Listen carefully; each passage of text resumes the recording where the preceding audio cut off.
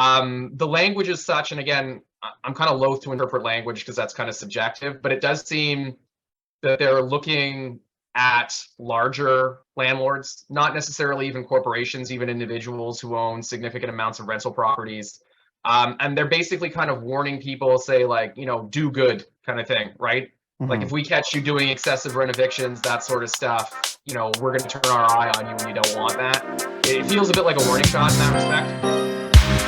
You're listening to the Ottawa Real Estate Podcast with your hosts, Paul Stevenson, David Warren, and Greg Campbell. Let's see what's going on in the world of real estate today. Hello! Welcome to the Ottawa Real Estate Podcast, where industry experts, myself, Paul Stevenson, Greg Campbell, and David Warren bring you insights and analysis on the local real estate market, from trends and developments to tips for buying, selling, and investing in Ottawa properties. This podcast covers everything you need to know to navigate the dynamic real estate landscape in the nation's capital. Join us as we dive into the latest news, share our expertise, and explore what makes Ottawa such a unique and exciting place to buy and sell real estate. Amazing. Hello, gentlemen. Totally amazing. Every week, I'm just going to refresh it, just generate new response, and we'll just see what it spits out. See what it's learning about the Ottawa real estate market. Yeah, exactly. How's it going, guys? How was the weekend? It was good. Greg, Yeah. No, I'm okay. I'm just, Go ahead, David. You first. No, I was going to say that response looked like you went just to got war bumped to the front of the line, just Greg. friggin' came out the other. It was just one of those things. I was sick most of the week, which was brutal. I got sick on Tuesday night, and I was at home until Saturday when I started feeling better. And then, ironically, that was the same night that I was invited to go to the Sens game. Great game. Well, not a great game for the Sens, but good game to be at. It was a good game to be at. It was there was a lot of people. I hadn't been out to a game in a while. The whole night was pretty it was interesting for me. The Toronto players, I kept saying, I'm like, the Toronto team seemed to have a lot more finesse than the Ottawa team. They were more finesse, slicker moves. Well, I mean, I would hope so. They've got a salary. They got a team that's about double the salary cap of Ottawa. And that's what my friend Phil was saying to me, because I don't really follow hockey. I haven't watched a lot of it recently, but I was like, I know the sport. I played the sport when I was younger, and it was just interesting to me watching. I was like, wow, I'm like, these guys are like really slick. Way better team. And then he was telling me that he goes, Ottawa's going to be that team. Yeah. If these guys keep working together, because they're all really good. They're just young and they're just getting started. So makes sense. That's great. Phil would be a good guy to ask. We'll have to bring Phil on just to talk about the Sens next season. Sure. What about you, Dave? How was the weekend? It was good. No, nothing really much, to be honest. I'm trying to think what the heck I even did other than watch Jay's home opener on Thursday, or Jay's opener, I should say, on Thursday, and then the weekend. Not a great series to start the season, but there's still plenty more games where that came from. So lots more games to lose and win. Only 465 more to go this season. Yeah. We did. My son's 12th birthday was last week, so we did a family get together on Saturday, which was always a full house. And then Sunday we did a indoor soccer / laser tag with his school friends, which was pretty epic. Laser tag. Oh yeah, and parents joined in, which was amazing. That was like great. A big 12-year-old. Going over on Saint Laurent? No, we actually went to a place called Stingers. Anyone who's knows the Brockville area, was actually out in Brockville. Laser tag. I haven't done that since I was a child. It was really fun when it was invented. We should have a Toe Rep Laser Quest event. That'd be amazing. And then go for drinks. Just all of our listeners and us shooting lasers at each other. I would love it. Laser tag. Yeah. Oh, speaking of lasers, gentlemen, let's get into our laser focus since it's Monday. So April 1st. Great transition. Great April 1st, we were supposed to get our new first home savings account, which is very similar to the TFSA, but it's delayed. Gentlemen, it ain't happening. It ain't launched. So I'll just give you a quick excerpt here from Canadian Mortgage Trends CMT. It says prospective home buyers wanting to take advantage of the federal government's new TFSA they actually made a mistake. Of the federal's new tax-free savings account will have to wait longer despite the program's official launch date April 1st. They actually made a typo here. They meant to say first home savings account. All of the big 6 banks confirmed to CMT that they won't be in a position to offer the new account to clients until later this year. The new registered plan allows first-time homebuyers to save up to $40,000 for the down payment on their home on a tax-free basis. Similar to the tax-free savings account, funds in the account can be placed in a variety of investment vehicles and then can be withdrawn tax-free as long as the funds are used for a qualifying first home purchase. The account was announced in Federal Budget 2022 and was promoted as being available to first-time homebuyers starting April 1st. It says, however, the country's largest banks say they are still working to finalize the logistics of offering the account. They haven't had much time. And including obtaining the required government authorizations and awaiting tax reporting guidelines from the CRA. Expected to be. I don't think it's really high on their list. It's not really high on their list of priorities. I don't think of things that they got that the government just threw on the banks. I don't think the banks really prioritize it. But when it does come available, it will be a good program. I know we spoke about it when it's originally launched last budget. It will be a good program for first-time homebuyers in conjunction with the RSP program. So just as Paul mentioned, you can save up to $40,000 or $8,000 a year. That those funds can actually be carried forward. So if you don't top up that $8,000 in a given year, the unused portion can be carried forward. So being eligible from 18 on, it's actually, really does allow you within, really if you open the account at 18, by 23 years old, you can, have that ability to put away 40,000 instead of just 8,000 a year. I can't wait for that first. I can't wait for that first time home buyer who just puts that 8,000 into some penny stock and it just skyrockets. Hey, they got buying their house cash. Hey, I made 800 grand. I remember in a past life working at TD Waterhouse. I was working there on the phones and basically giving people quotes and so on. And this one guy used to call in every single day asking about this stock called GCR's Golden Chalice Resources. I'll never forget it. It was like a myth in the office. This guy calls in, not to me, it's to one of my pod mates. And he's like, I need a quote for GCR. And my colleague is like, closed at $4.50. He's like, no, GCR, Golden Chalice Resource. He's like, yeah, that's the right one. It was up 4,000% today, or some like it just exploded one day, and the guy had no idea. He's like, oh my god, I think I have 10,000 shares of that. And my colleague's like, no, you actually have 100,000 shares. Like the guy was literally retiring after that phone call. Yeah, imagine. Good so someone will do that. Someone will do that. The golden chalice. He got the golden chalice. He got the golden chalice. That's crazy. And he didn't melt to dust like Indiana Jones, So yeah, that will happen with someone in this first home savings account. Someone's going to throw in some money. And well, even if you look at when the cannabis companies came out, their stocks just skyrocketed. People are making a fortune. There's always going to be companies and industries that blow up. So you're just going to get that 23-year-old with a $40,000 limit, just start dumping it into like some obscure stock and just look to hit the lottery. It's gonna be hilarious. If I remember correctly, I want to say it was my colleague Chris that took that call. Chris Chamberlain, if you're listening, shout out to Chris Chamberlain. So Greg, what have you seen in the market? I know Dave and I both have been seeing a lot of way more offers coming in, way more activity happening, a lot more listings. Every time I see a home come up, it seems to sell in days. I don't know if that's just me. Yeah, there's a lot happening, man.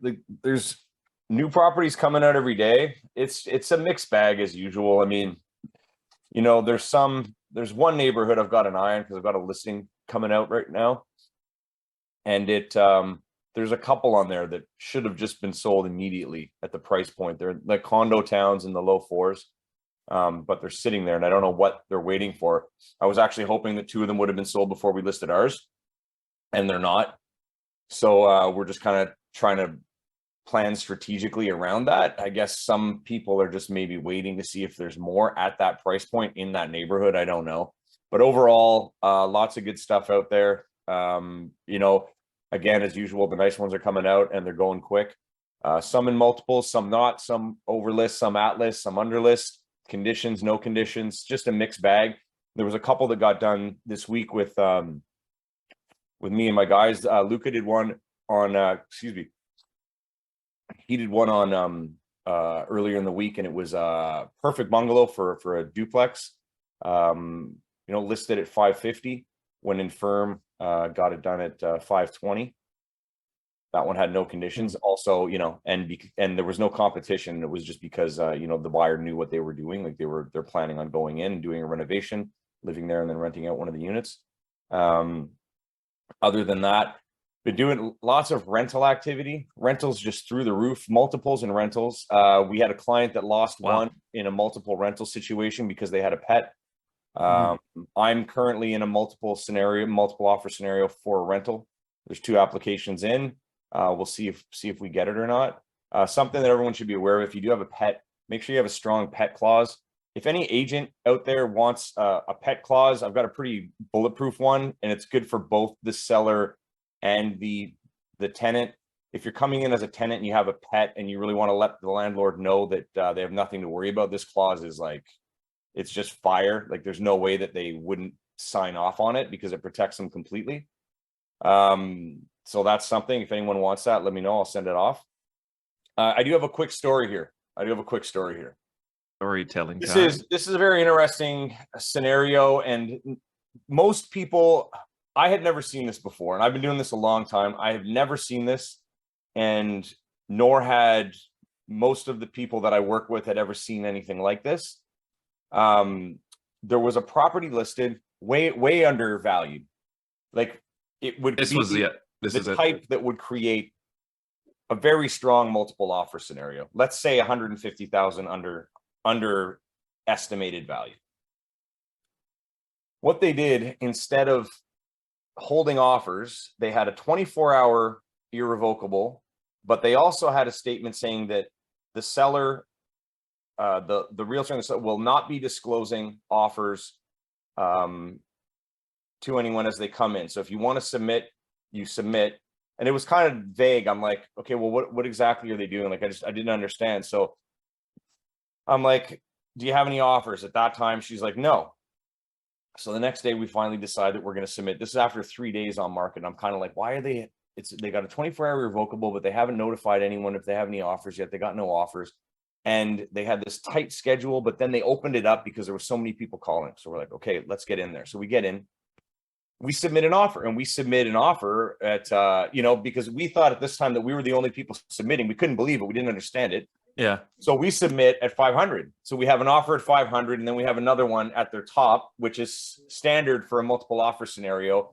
If you don't know, if no one else has submitted an offer, what your strategy generally is that you submit at list price, just in case no one else happens to submit, right? And then the seller can negotiate with you further if they decide to after that. Mm-hmm. So we submit, and the agent gets back to us going like, well, maybe you guys should look at your comps, 500, this and that. And I'm like, in my mind, I'm going, well, maybe you should list the property accordingly. I'm like, of course we're going to do that if there's no other offers. She's like, we have 5 offers. And then I'm like, well, what do you mean? She goes, well, the way that this is structured, I don't have to disclose ahead of time to anyone how many offers I have. And I'm like, okay, so I get that. And then I'm like, so what's the process here? She goes, well, as offers come in, I will let the agents know how many we have. And then some offers will expire in their 24 hours if the seller doesn't like it, until we find an offer. This a Rolodex that we like. And I'm like, okay, well, this is brutal for everyone. Like in my mind, I'm like, so this agent not only has to explain to all the agents and to everyone what's happening, because most people have never been through anything like this. And, then she's dealing with the seller who's in a situation which is where they're unwell, and they have to just deal with this process instead of just getting it done. So what happens? We resubmit. There's 7 offers. As they're expired, they just let the offers expire. Then they send a form saying like, thank you, your offer has expired. Please resubmit if you want to. And by the way, maybe you should check your comparables in the market to check yourself on the price again, basically. And I'm like, okay, so this is like just a complete disaster for everyone. Bad for the the listing agent, bad for buyer agents, bad for buyers, bad for the seller, in my perspective. You know, whatever they're doing it, that's fine. Anyways, so I guess over the course of this 4 days, there was probably about, I'm gonna guess there was about 10 offers in total, all of which expired, relisted at 150,000 over the original asking price, and now it's just sitting.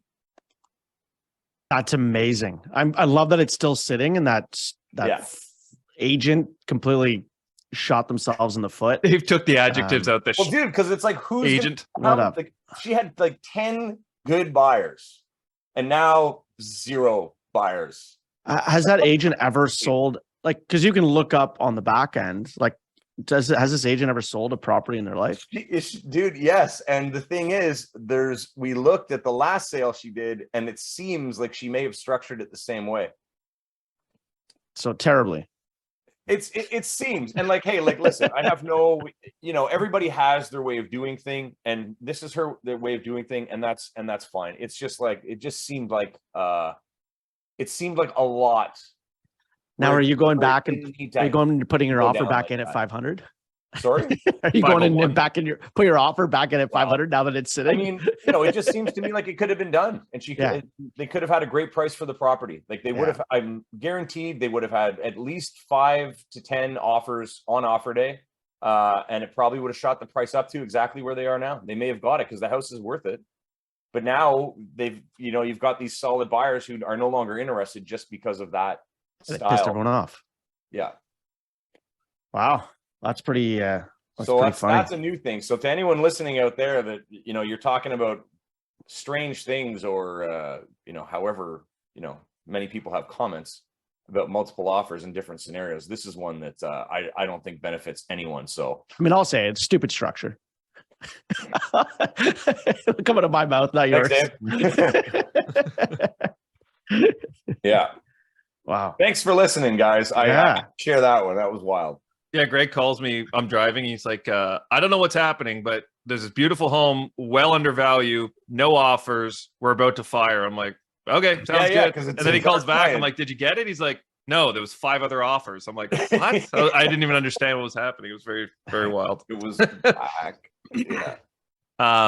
It's a very similar transaction structurally to something that they used to do with algorithmic trading. Right. Oh, let's bring in Matt Hall. Welcome, Matt. Welcome, Matt. Hey, guys. Thought I'd weigh in on that for a second. That's so awesome. they used to do these hide and slide orders, right? Like they would run the algos. They probably still do it, but they put some speed bumps in the exchanges. But the idea is you would ping a bunch of orders, and it would kind of set a price for you, right? Like you get feedback on what people were willing to take. Like it's not exactly the same idea, but it seems pretty similar. For perspective, the stock exchanges put what they call the speed bump in there to stop that from happening to a certain degree. I mean, I'm not an algorithmic trader, but you know, when you get a smarter trap, you get a smarter mouse trap, you generally get a smarter mouse. So they probably since figured it out. But interesting. It's actually like. Let's introduce Matt so he can. Matt's just our. He just keeps numbers in the back. So whenever we have questions, he pops in and corrects us. No, Matthew Hall is he's actually a partner with Exponent Financial Management. Is that the Investment Management? Investment Management, excuse me. So we wanted to bring Matt on to discuss the federal budget, which was released last week, and mixed emotions, obviously, on both sides of the political spectrum. But we figured Matt would be, just right down the middle, give us all the Coles notes, and be nonpartisan. So, yeah, Matt, welcome to the show. Maybe if you want to just kind of better introduce yourself. Yeah, for sure. I'll do my very best to be nonpartisan. My name is Matthew Hall. I'm a partner at Exponent Investment Management. We're a high net worth money management firm. We specialize in financial planning. We do some insurance, those types of things, generally for high net worth individuals. So we do read through the budget every year and generally attend a whole bunch of continuing ed stuff on it, just to make sure we're, effectively applying the rules well for our clients and maybe doing things to their advantage based on this, the structure set out in the budget every year. As it relates to real estate, though, it's probably not as significant a budget as last year, I would think. I don't know how you guys feel about it, but like last year had the first time home saver account in it. It had the foreign buyer rules. substantial investment in growing housing stock. This year's got some stuff, but I don't think as much. I mean, if you read through it, a lot of it touts the fact that the first time home saver account is coming out in May. Which it isn't. Yeah. No. We led the show off by saying that isn't happening, and it'll be end of this year. Well, I mean, this is pretty par for the course, right? The government sets the budget, and then the financial institutions are like, "Oh, wow, we got to figure out how to actually do this." Yeah. So I know at least the custodians I work with, namely National Bank and Prudential, are working really hard to get it done within a reasonable time period. I'm hoping they get it done close to. But like I said, it's kind of one of those things the government says, and then everyone's got to jump and get it done, right? From the perspective of, is it a good idea? Yeah, absolutely. In fact, for a lot of people, I think it probably is a better solution than the home buyer plan. But given the price of real estate, even if it's come off a little bit, I suspect people, particularly in higher income tax brackets, are going to want to use both if they can. Mm-hmm. So what do you see out of this year's budget? At the outset of the show, we talked about the first home savings plan, like we were just talking about, technically supposed to launch 2 days ago. No bank has it, but is a really good program. Foreign buyer ban was last year. They made some amendments to it, some good amendments this past week as well. But with the new budget that just came out, Matt, what are some of the highlights, whether it pertains to real estate or not, that kind of jumped out to you? A lot of it seems to be around consumer protection. They haven't actually given specifics as far as I can tell, but there's code of conduct to protect Canadians in existing mortgages, which seems to be kind of a thing for them. Some things on bidding, I would think, would probably be part of that. Sort of ties into what you just said. Not a ton there. Again, in comparison to last year, I would think.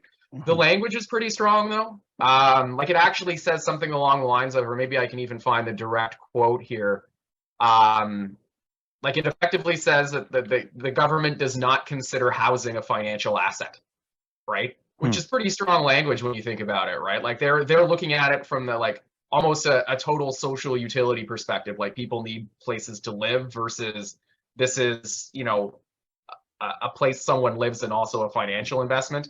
The language is such, and again, I'm kind of loath to interpret language because that's kind of subjective, but it does seem that they're looking at larger landlords, not necessarily even corporations, even individuals who own significant amounts of rental properties. And they're basically kind of warning people, say do good kind of thing, right? Mm-hmm. Like if we catch you doing excessive rent evictions, that sort of stuff, we're going to turn our eye on you and you don't want that. It feels a bit like a warning shot in that respect. I don't think it's going to apply to a lot of people. Like if you're genuinely in the business of, renting and you're not doing anything sketchy, I don't think you're going to have to worry about it. But they kind of, like I said, a bill of homeowners' rights is getting bandied about where it makes inspection mandatory, that sort of stuff. Like, again, there's things in here, but I don't think it's as significant as the last budget. Mm-hmm. In terms of a potential negative, a lot of talk around this particular budget is surrounding taxing wealthier individuals, some of which, of course, would be major landlords. So what they've done, they haven't changed the regular capital gains inclusion rate, so it's still 50% for most people. But what I mean by most people is, if you are a sort of higher net worth individual in Canada and you derive a lot of your income in any given year from things like, flow through entities, lifetime capital gains exemption, capital gains in general, dividends, your accountant or you effectively have to run two tax calculations. You run the regular one and then you run what's called alternative minimum tax, or AMT, right? And the rule is you pay the higher of the two, right? So some of the most significant changes tax-wise in this year's budget affect AMT. And where I could see that sort of tying into real estate potentially is, obviously, if you sell a property that's not your principal residence, it is a capital gain, right? Mm-hmm.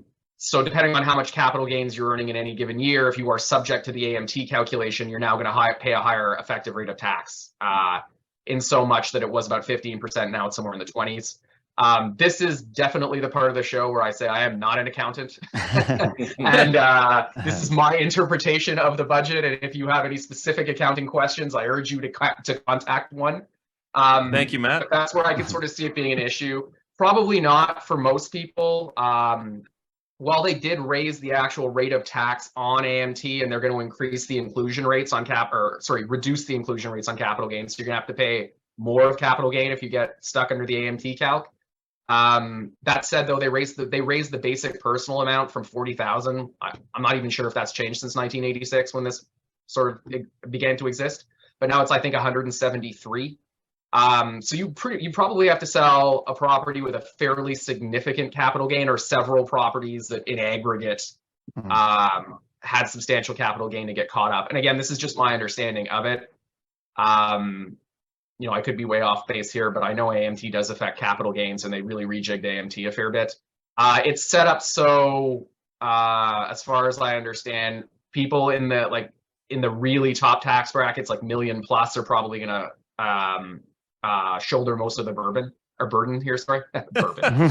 Speaking of which, they might be having some bourbon now. The rest is probably people 300,000 and up. So it's probably not going to affect most real estate investors, I would say, unless there's a large capital gain or a series of capital gains that add up to a significant amount. You can carry AMT forward and offset it in other years. Again, I don't know the exact mechanics of that. I'm not an accountant. That I could see potentially being an issue for some people. In terms of sort of second derivative and third derivative stuff too, they're going to start to tax the portfolios of financial institutions. So there was a mechanism such that if a big bank held like a stock portfolio and got dividends from Canadian companies, there was some significant tax relief there. It appears they're taking that away, which theoretically means less cash flow for banks, potentially meaning they can lend less. I seriously doubt that, though. I'm sure they'll find a way to get around that, but that was sort of the only other thing I thought of that might have an effect. Would that drive interest rates though?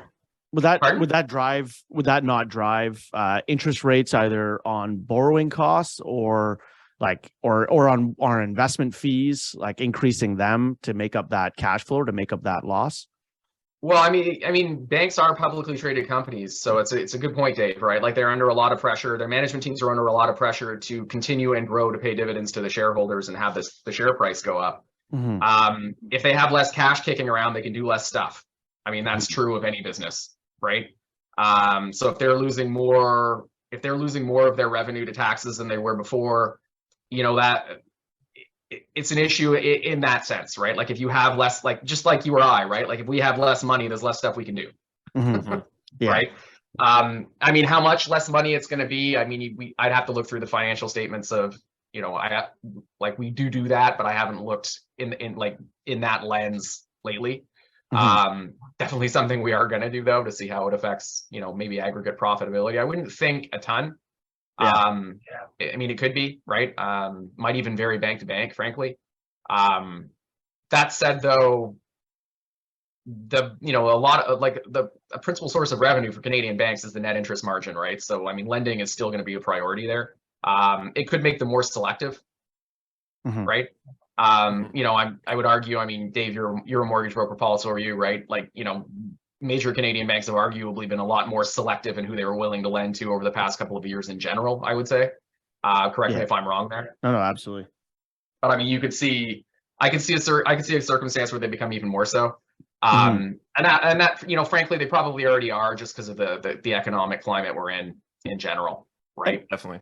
And speaking of economic climate that we're in, Matt, and this kind of this pertains a little bit to the budget, being that they're, planning on new spending of, I think 40 billion plus, obviously a lot of stimulus back into the economy, running that deficit, with everything that's gone on with the banking in the US and over in, abroad as well, and kind of where the market's headed with the bonds being down a little bit. How do you foresee kind of the rest of the year playing out from a Bank of Canada standpoint, and where they're, kind of what you're seeing or thinking that they might be at from an overnight lending rate, which affects bank prime, to the bond market that adjusts or affects fixed rates. Obviously there's been a lot of change in the last few weeks, and it's, there's no crystal ball and it's really hard to predict, but what are you kind of hearing around the water cooler in that regard? So there's kind of two camps as far as I can tell. There's one that think the sort of banking crisis is effectively largely behind us, at least in the US, solely from the standpoint that the powers that be it the Federal Reserve or the FDIC, is effectively going to guarantee bank deposits, right? Could be a double-edged sword there, right? There's not like, if a banker thinks that he's completely covered on one end, what type of risk does it make them take or incent them to take, right? So there could be a long-term issue there in terms of, I don't want to use the word excessive risk taking, but if your deposits are going to be insured potentially beyond the FDIC limit, right? Certainly something. And with house money, right? Not exactly how that's going to look, because as far as I know, this guarantee was extended specifically to the issues we were having, namely Silicon Valley, Century Bank. But it can be interpreted as a signal, there's terms called like the Yellen blanket, right? Was bandied about a little bit, right? So the school of thought there is, if we're through the banking crisis, but it slows the pace of interest rate increases, that could potentially be a bit of a tailwind for the market. Now, why would it do that?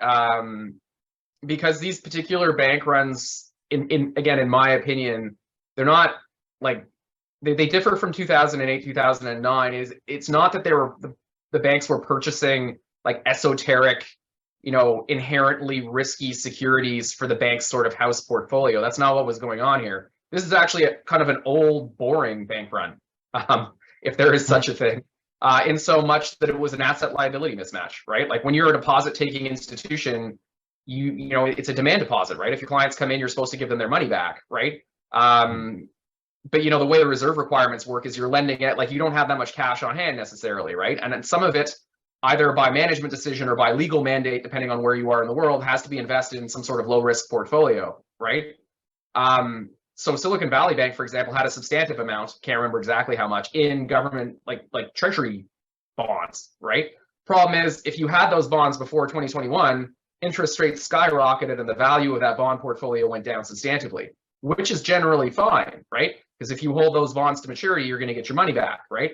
Problem is, if you have a bank run between then and now, you got to start selling that portfolio at a loss, right? And again, my understanding is late. I can't remember what month, but apparently Silicon Valley did reach out to Goldman Sachs for like a consulting engagement. And part of the takeaway there was, sell your portfolio or some of the portfolio, and then issue new shares, and that's what panicked investor or deposit holders in that bank, right? Is the equity that they were issuing new shares apparently. It's tough to say, right? There's a lot of psychology written on bank runs, like a lot. But the interesting thing I think about Silicon Valley Bank that maybe separates it from, maybe even other regional banks, but certainly the large national ones in the US, is the makeup of the deposit holder. So a substantial amount of deposit holders at Silicon Valley Bank were far in excess of the $250,000 FDIC coverage. Again, I can't remember off the top of my head the exact number, but it was substantively more than a lot of other banks would have been, right? Because if you have a broader deposit base that is, percentage-wise more insured, if you will, from the FDIC coverage, you're at less risk, right? Which kind of makes sense, right? Because SVB in particular catered to a very particular type of clientele, right? Yeah. A lot of venture cap, a lot of tech stuff in a particular region too, right? Like, they're, largely based in California, and they have had a substantial operation on the East Coast, I think Boston area. Century Bank, rumored to bank a lot of the hedge funds. So probably similar idea. A lot of, I think, regional banks in the US, kind of a different issue. Canada, different situation, I would say, in so much that we don't really have regional banks the way the US does. Like our system is dominated by, call it 6 major Schedule I banks, right? I guess you could kind of parlay or kind of equate a regional bank in the US to like a credit union here, right? It would be kind of locally focused. In Well, a yeah, sense. probably, but much smaller, right? I mean, Yeah. regional bank is, and the term, like, I think the technical term is strategically important bank, and SIB. An SIB is designated, as far as I know, there's probably more criteria than this, right? But, you know, a deposit taking institution with 250 billion and less in assets. That's a lot in Canada. Right. You're But in top the US, eight at that. yeah, I mean, in the US, there's probably quite a few regional banks that are just below that threshold, right? Solely because, you know, again, different population makeup, substantively larger population in the US than in Canada. Our banking system, you know, sometimes it's often knocked as being anti-competitive. Strong argument there, I would say. But I guess the trade-off sometimes for a non-competitive system is a safer one. At least that's what's sort of being trumpeted by the powers that be in Canada. I think, you know, we have 6 banks that are effectively like the behemoths in the US, like JP Morgan, like our versions of it, obviously much smaller, like JP Morgan, Bank of America. 0809 basically showed that those institutions were too big to fail in the mind of the US government, I think. Again, subjective, but that's my take on it. And I would suggest that any single one of the big 6 Canadian banks is as strategically important to Canada.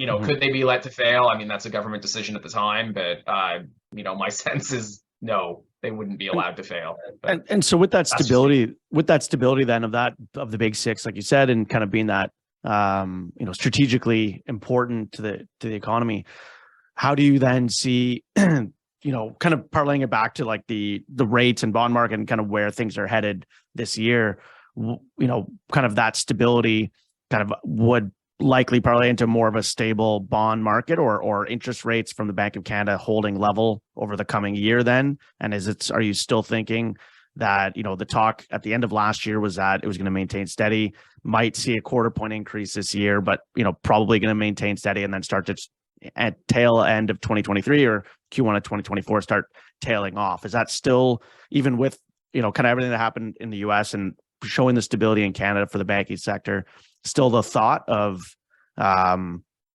of where bonds will maintain, or the Bank of Canada? For some, yeah. I mean, you know, at our firm, we kind of, you know, before I would say the year started, we were thinking somewhere in the neighborhood of a 1% increase throughout the year. And then sort of interest rates tailing off, you know, mid to end of 2024 was our guess.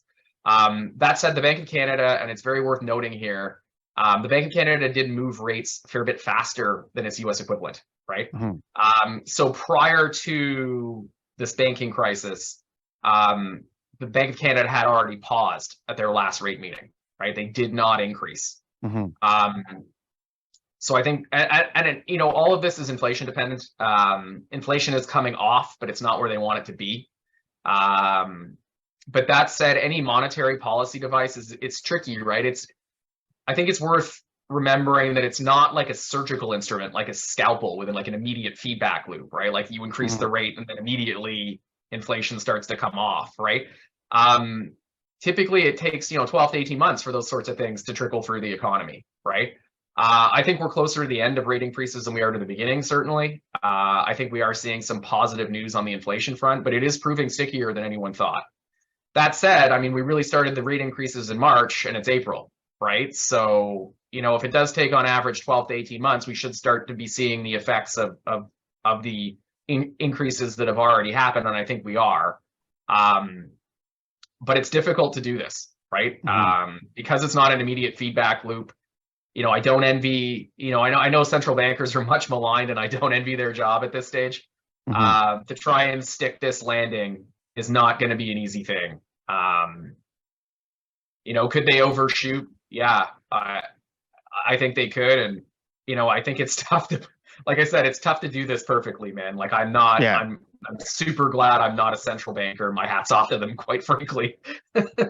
Yeah, no, that's, yeah, I mean, that's, but like I said, they've already paused. I think, you know, and you know, you guys and I have discussed this. Like one of the interesting things to monitor is the discount to prime on variable, right? Like you sort of get a sense as to what banks think are going to happen by how big a discount they give on their 5-year variable rate. You know, because obviously the bigger discount they give, the more they're incenting people to take the variable. And you know, from an asset liability standpoint, variable mortgages tend to match. Like you don't have to forecast interest rates as much, right? Because you're going to get at least on adjustable rate mortgages, you're going to get the lift all the way up. And even then, even on a traditional VERM, right? Like you don't, you know, payment's not going to change until you hit the trigger rate, but the bank is going to be collecting progressively more interest of that existing payment, right? So I don't know what the spread is on variable. My inclination is, you know, There's not much. Yeah. Well, I mean, if you think back, like, you know, back a couple of years ago, I mean, even when, you know, we did that thing at Referral over at the Brook Street, right? Like, you know, where you're seeing like 1%. Yeah. Right. In excess of 1 was the discount, right? So that's a pretty big tightening when you think about it, right? There's also the psychological, like, you know, while a bank probably from an asset liability standpoint would probably prefer more people to take variable mortgages, I think it's worth noting there's going to be some investor psychology here at play, I would think, for a while, right? And by that, I mean, like, there's probably a lot of people who took variable mortgages who feel pretty burned by them. And that might affect their propensity, even with, you know, a regular, you know, what would be considered a regularly large spread or discount, take them again. Right. No, that's great. Well, we really appreciate you coming on and kind of giving a little bit of a high level. I know for some, so it's all opinion at the moment, man. Like, yeah, you know, you're even seeing like noted economists. I think Krugman was saying he was, you know, the data was contradictory and stuff like that.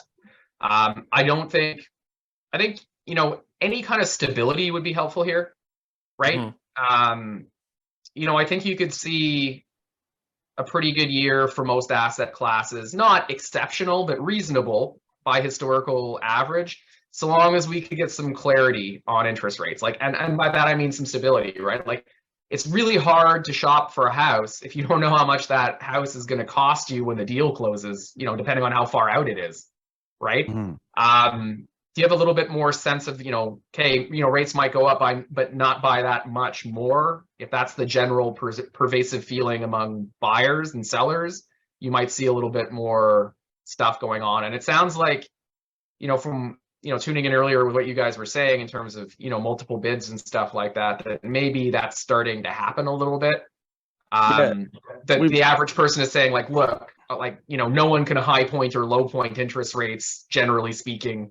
You know, if I get close, I'm okay, right? Yeah, I think we've definitely seen that, and we've talked about it before of people being more comfortable with where rates are at now on the fixed, at least. You know, variable with any sort of pause like we had from the Bank of Canada on the last announcement, kind of gave a little bit of confidence. And you know, if we get another pause again this month, we'll add to that even more so. But I know Paul and I, in our conversation with clients on the fixed side, that they're like, you know what, the rates are what they are. I can, you know, my payments are what they are. I'm comfortable. Let's do a shorter term, you know, maybe in that 2 or 3 year term instead, and reevaluate then. But we've certainly seen a lift, and I know Greg has as well. And we talked about in the previous episode of kind of that month over month tracking of the average home price and seeing that kind of bottom out and pick back up, which obviously shows you that people are comfortable with everything. But really appreciate coming on. I know we got to wrap it up. I think Greg's short on time right now, so we'll 10 o'clock. My 10 o'clock is 10 o'clock. Yeah. Hey, thanks a lot. That was like a lot of information, man. That was great. Well, I know a bit subjective for sure, but thanks for having me on, guys. No. Thanks, we'll slide into the mood boost here with you got to take away, Paul. Mood boosts. Yeah, next time we have Matt on, we'll make sure we segment a 2-hour episode so we can get through all of the different categories. No one wants to listen to me talk for 2 hours, Paul. I would. So I got 4 today. Number 1, I've started telling everyone about the benefits of eating dried grapes. It's all about raising awareness. Oh, yes, okay. Yes. Okay. Number 2, this one will be for Matt. I've started investing in stocks, beef, vegetable, chicken. One day I hope to be a billionaire.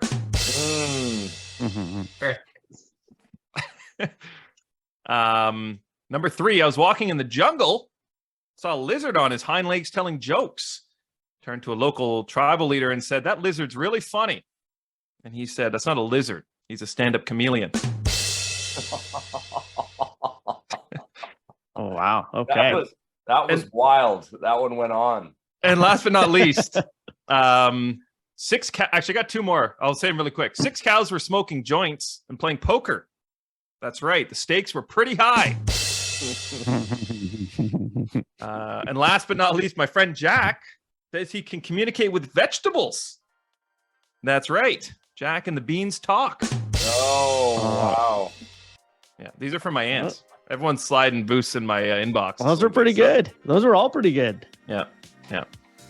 Thanks again to Matthew Hall from Exponent. And this show will be released. By the time you're listening to this, you will already obviously have it. But shows are released every Tuesday at 10 a.m.